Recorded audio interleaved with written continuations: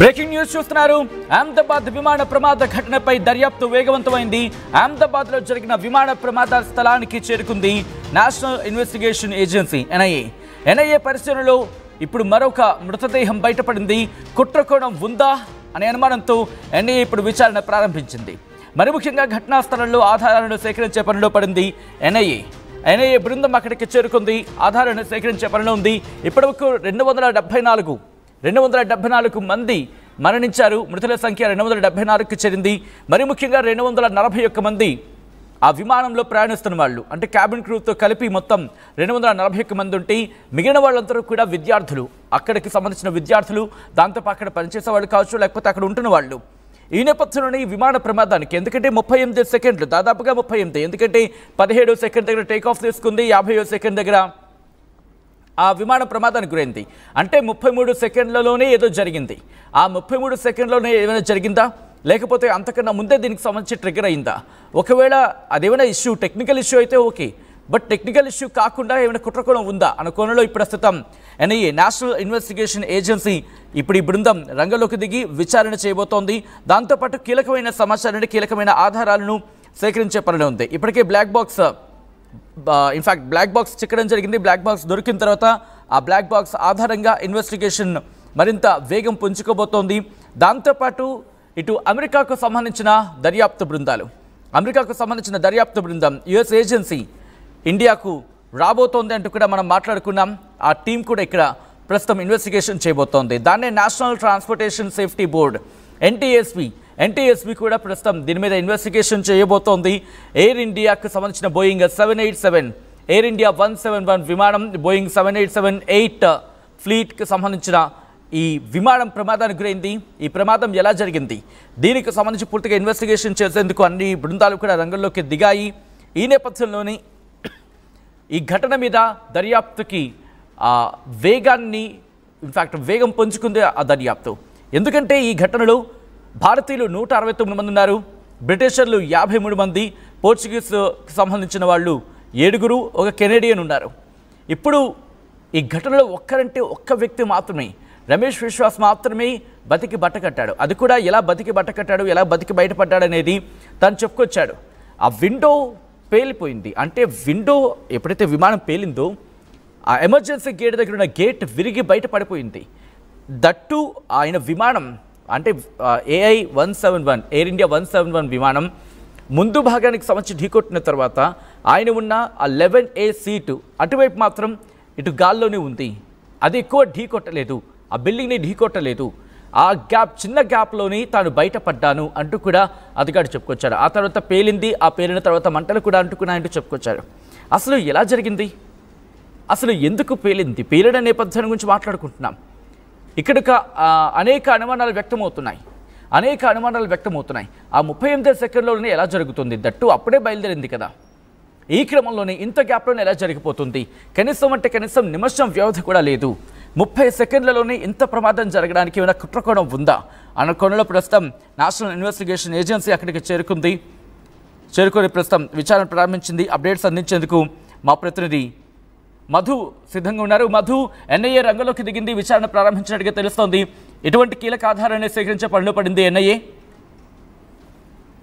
Exactly, అంటే శకలాలు తొలగించొద్దు అనేటువంటిది ఇప్పటికే పోలీసులకు ఆదేశాలు అందాయి. స్థానికంగా ఉన్నటువంటి వారికి పూర్తి దర్యాప్తు జరగనుంది. విమాన ప్రమాదం జరగడానికి గల కారణాలపైన డీటెయిల్ గా దృష్టి పెట్టేటువంటి పరిస్థితి ఉంది. అందులో భాగంగానే ప్రస్తుతం ఎన్ఐఏ ఎంటర్ అవుతా ఉంది. ఎన్ఐఏ ఎంటర్ అయితే దాదాపు కేసు ఒక కొలిక్కి వచ్చే అవకాశం ఉందనేటువంటి చర్చ కొనసాగుతుంది. గతంలో కూడా ఎన్ఐఏ ఏ కేసుల పైన దృష్టి పెట్టిందో వాటన్నిటినీ సాల్వ్ చేసే ప్రయత్నం చేసింది. కొన్ని కీలకమైనటువంటి అప్డేట్స్ తెలియజేసే ప్రయత్నం చేసింది.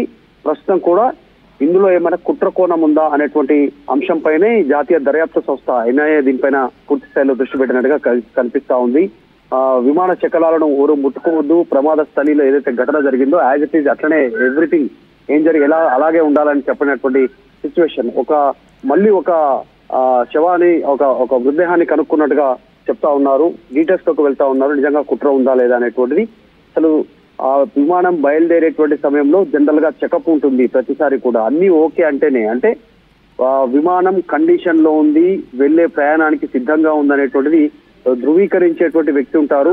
ఆయన ధృవీకరించిన తర్వాతనే విమానం టేకాఫ్ అయ్యే పరిస్థితి ఉంటుంది. సో తనిఖీ చేసేటువంటి సమయంలో నిర్వహణకు సంబంధించినటువంటి లోపం ఏమైనా కారణమా అనేటువంటిది పైన దృష్టి పెడతా ఉన్నారు. తర్వాత DGCA హెచ్చరికలను ఎయిర్ ఇండియా పట్టించుకోలేదా అనేటువంటిది కూడా దృష్టి పెడతా ఉన్నారు. అసలు DGCA ఏం హెచ్చరికలు జారీ చేసింది అనేటువంటి అంశాలపైన దృష్టి పెడుతున్నట్టుగా తెలుస్తా ఉంది. తర్వాత విమానంలో ఉపయోగించేటువంటి ఫ్యూయల్ ఏదైతే ఉందో ఆ ఫ్యూయల్ ఇంధనాన్ని ఏదైనా కల్తీ జరిగిందా, దాని నాబ్ ఏమైనా క్లోజ్ చేశారా, విమానానికి ఇంజన్లకు సప్లై అయ్యేటువంటి విమానంలో ఉన్నటువంటి ఇంజన్లకు సప్లై అయ్యేటువంటి ఇంధన పైప్ కి సంబంధించిన న్యాబ్ ఒకటి ఉంటుంది. ఆ న్యాబ్ ఏమైనా క్లోజ్ చేస్తే ఆ ఇంధన సప్లై ఆగిపోయే అవకాశం ఉంటుంది. కొంతవరకు విమానం ఎత్తులోకి వెళ్లే అవకాశం ఉంటుంది. తర్వాత గాల్లోకి వెళ్ళిన తర్వాత దాన్ని ఏం చేయలేనటువంటి పరిస్థితి ఉంటుంది. ఆ ఇంధన న్యాబ్ ఏమైనా క్లోజ్ చేశారా చివరి సమయంలో తనిఖీ చేసే సమయంలో, అందులో ఏమైనా కుట్ర కోణం ఉందా అనేటువంటి దానిపైన కూడా ఆలోచిస్తా ఉన్నారు. ఎందుకు టేకాఫ్ అయిన తర్వాత అంతా ఓకే అని చెక్ చేసి టేకాఫ్ అయిన తర్వాత గాల్లోకి వెళ్ళిన తర్వాత ఇంకా పైకి ఎందుకు విమానం ఎగరలేకపోయింది, దానికి గల కారణం ఏంటి, అక్కడే కొంతవరకు ఎగిరి కుప్పకూలాల్సినటువంటి పరిస్థితులు ఎందుకు తలెత్తాయి, దానిపైన దృష్టి పెడతా ఉన్నారు. మొత్తానికి ఇన్వెస్టిగేషన్ ఏజెన్సీకి ఇప్పుడు చేస్తున్నటువంటి వాడికి అంతు చిక్కడం లేదు కాబట్టి ఎన్ఐఏ రంగంలోకి దిగుతా ఉంది. దర్యాప్తులో చాలా అంశాలపైన దృష్టి పెట్టేటువంటి అవకాశం ఉంది కాబట్టి పెద్ద ఎత్తున దీనిపైన ఒక క్లారిటీ వచ్చే అవకాశం ఉంది. ఇప్పటికే బోయింగ్ ట్రాజడీ ఫైల్స్ పేరిట వార్తలు వినిపిస్తా ఉన్నాయి. గతంలో బోయింగ్ విమానాలు ఎన్నెన్ని కుప్పకూలాయి, ఏ సందర్భంలో నీళ్లలో, రన్వే పైన, తర్వాత గాల్లో ఉన్న తర్వాత కిందికి టేకాఫ్ అయ్యేటువంటి ల్యాండ్ అయ్యేటువంటి సమయంలో, టేకాఫ్ అయ్యే సమయంలో ఏ సమస్యలు తలెత్తాయి గతంలో. సో ఇప్పుడు ఈ బోయింగ్ విమానం అహ్మదాబాద్ లో ఉన్నటువంటి విమానానికి చివరి టైంలో ఏమి మేడే కాల్ పేరిట బ్లాక్ బాక్స్ లో రికార్డ్ అయింది కాబట్టి ఆడియో ఏం సమాచారం దాంట్లో ఉంది, నిమగ్నమైంది అనేటువంటిది క్రోడీకరించేటువంటి పనిలో ఉన్నట్టుగా తెలుస్తా ఉంది. మొత్తానికి చాలా పెద్ద ఎత్తున దర్యాప్తు తీర్మానం కొనసాగుతుంది. చాలా సీరియస్ గా ఉంది. ఒకవేళ కుట్ర కోణం ఉందా అనేటువంటి ఆలోచనలో బాగానే ఎన్ఐఏ ఇంట్లో ఇన్వాల్వ్ అవుతున్నట్టుగా తెలుస్తా ఉంది. సచిన్ రైట్, మరి ఒక్కసారి మీరు లైన్లో ఉండే ప్రయత్నం చేయండి. మరి ముఖ్యంగా ఇప్పుడు అనేక అనుమానాలు వ్యక్తం అవుతున్నాయి.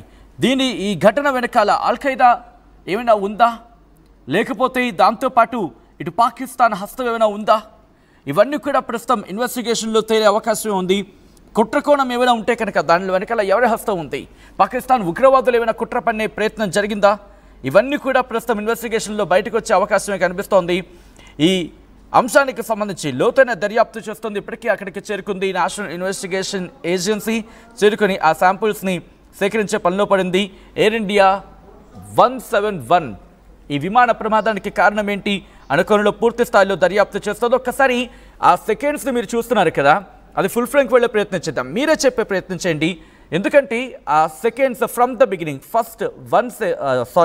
ద టైమర్ ఫస్ట్ నుంచి స్టార్ట్ చేసినప్పుడు మొదటి సెకండ్ నుంచి మనం చూద్దాం ఒకసారి. సో ఒకసారి అదిగోండి 01 స్టార్ట్ అయింది కదా, చూడండి ఫ్లైట్ స్టార్ట్ అవుతుంది. 4వ సెకండ్, 5వ సెకండ్, 6, 7, 8, 9, 10, 11, 12, 13, 14, 15, 16, 17 సెకండ్ దగ్గర టేక్ ఆఫ్ అయింది. 18, 19, 20, 21, 22, 23, 24, 25, 26, 27, 28, 29, 30. అక్కడి నుంచి ఆల్టిట్యూడ్ కోల్పించాడు. 30 నుంచి అదిగో ఇంకా అలా మెల్లిగా ఆల్టిట్యూడ్ ఆ ఎత్తు తగ్గిపోతూ వస్తుంది. ఆ తర్వాత మీరు చూస్తే 30 తర్వాత 38, 40, 41, 42 ఇంకా అవకాశం లేదు. ఇంకా 43, 44, 45, 46 ఆ పక్షి అది ఇన్ఫాక్ట్ దాని రెక్క కనిపిస్తుంది 48 వరకు కూడా. 49, 50 అంతే. 50 సెకండ్ దగ్గర 49 నుంచి 50 ఆ మధ్య సెకండ్ దగ్గర అది పేలిపోయింది. ఎలా జరిగింది? ఆ 17వ సెకండ్ నుంచి మీరు ఇంకొకసారి చూసే ప్రయత్నం చేయండి. ఎందుకంటే ఎవరైనా ఇప్పుడు కనుక చూనే ఉంటే వాళ్ళకి ఆ రన్వే మీద నుంచి వెళ్తోంది, రన్వేలో వెళ్తున్నప్పుడు మనకి ఏమీ అక్కడ డిఫరెన్స్ అనిపించలేదు, ఫరక్ ఏం పడలేదు మన భాషలో చెప్పుకోవాలనుకుంటే నార్మల్గానే ఉంది. కానీ 17వ సెకండ్ దాటిన తర్వాత 14వ సెకండ్ కూడా బాగానే ఉంది. 15 సెకండ్కి టేక్ ఆఫ్, అదిగో ఆ నోజ్ ఇలా లేచింది 16 సెకండ్కి, 17 సెకండ్కి టేక్ ఆఫ్ అయింది. అక్కడ మీరు చూడొచ్చు నార్మల్గానే ఉండింది అప్పుడు. కానీ అక్కడ మీరు చూస్తే కొంచెం దూరం వెళ్ళాక ఆ నోజ్ వంగాలి కదా ఆ ఫ్రంట్ భాగం, కానీ అలా జరగలేదు.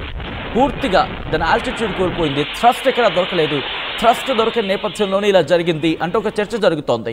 ఎగ్జాక్ట్ కారణం మనకు తెలియదు, కానీ మీరు చూస్తే 30 సెకండ్ నుంచి ఆల్టిట్యూడ్ కోల్పోయింది. 35 సెకండ్ దాటిన తర్వాత ఇంకా 44, 45 ఇంక అందరూ హోప్స్ వదిలేసుకున్నారు, అయిపోయింది అనుకున్నారు.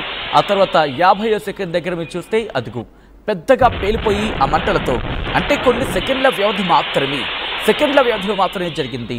ఆ తర్వాత మీరు చూడొచ్చు ఆ బిల్డింగ్ మీద పడిన తర్వాత వెంటనే అది ఆ మంటలు మీరు చూస్తే ఆ విజువల్ని మళ్ళీ చూడండి ఒకసారి. అది కూలిన తర్వాత వెంటనే అక్కడేం మంటలేం రాలేదు దాదాపుగా. ఆ తర్వాత లోపల విజువల్ చూస్తే మనకి అర్థమవుతుంది, అదిగోండి తగిలిన తర్వాత ఏం రాలేదు, అదిగో అలా బాగానే ఉంది. ఫ్లైట్ వెళ్తున్న ఆ విజువల్ని మీరు చూడొచ్చు, సీసీ ఫుటేజ్ని. అట్ ద సేమ్ టైం ఇటువైపు అంటే ఆ ఘటన బిల్డింగ్ని ఢీకొట్టిన ఘటనలో విజువల్ని చూడండి. ఒకసారి కంపారిజన్లో మీరే కామెంట్ చేసే ప్రయత్నించండి ఏం జరిగి ఉండొచ్చు అనేది.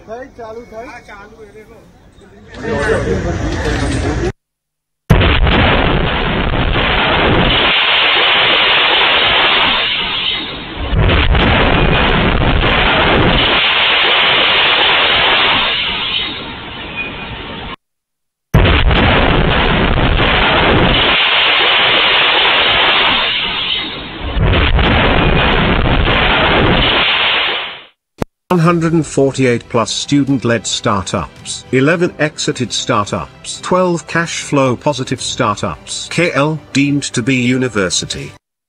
తెలుగులో ఫాస్టెస్ట్ న్యూస్ ఇప్పుడు కొత్త అవతారంలో 5 సెకండ్లోనే పూర్తి వార్తా సమాచారం మీ చేతిలో. సోషల్ మీడియా ట్రెండ్స్ మీ కళ్ళ ముందుకే live TV and voice search options తో ఇప్పుడే డౌన్లోడ్ చేయండి. యాప్ లింక్ డిస్క్రిప్షన్ లో ఉంది.